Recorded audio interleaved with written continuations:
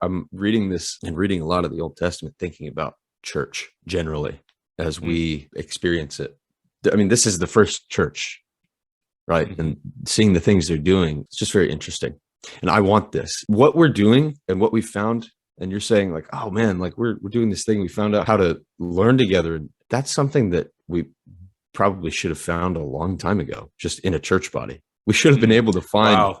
It should have been like this from the start. Right. It should, like, wow. Being able to actually speak deeply about the Bible and try to uncover deep truth with a fellow man who's your friend. Yeah. That shouldn't have been something that took us 30 years to find. It should have been like, there are 5 of us that can do this thing. And we have these minds collaborating and we're all oriented towards God. And that should have been easy to find. But for some reason, it's been pretty difficult to find. And part of it is I haven't been looking like I should have been. On one hand, I got to take responsibility. But on the other hand, it also, unfortunately, is hard for some reason to find that. Someone to take it seriously. Like seriously to the level that we've taken it. Seriously beyond the level we've taken it to my friend Adam, who's charted out the Old Testament as an engineer and like really devoted time to it. Well, and so Kevin Vanhooser is doing it, and he's taken it to a level beyond even what your friend has done. Well, right. It's still hard. Unfortunately, it seems like it's hard to find. It's and yet I was a stranger and I sent him an email and he invited me to his house for lunch. Yeah.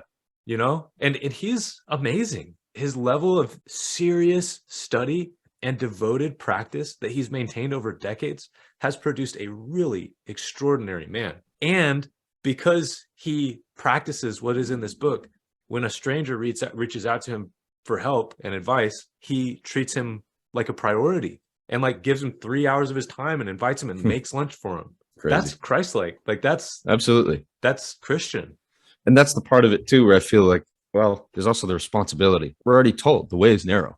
So there's going to be a lack of people. But when you're looking the right way, it turns out it's not hard. Turns out I met this guy almost 10 years ago. And we were relatively close. And I've known he was a very devoted follower of Christ. And I just haven't talked to him.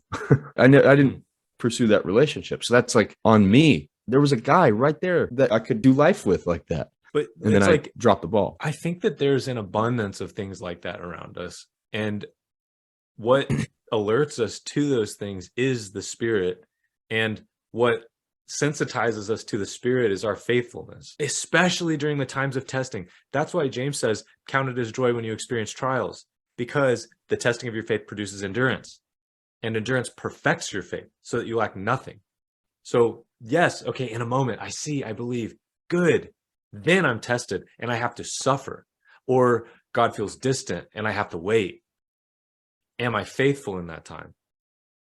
If I am, then James says later, blessed is the one who perseveres because he will be granted a crown of life. And we know what that means. Like we have experienced both ends of that like when you cave during the test, it's terrible.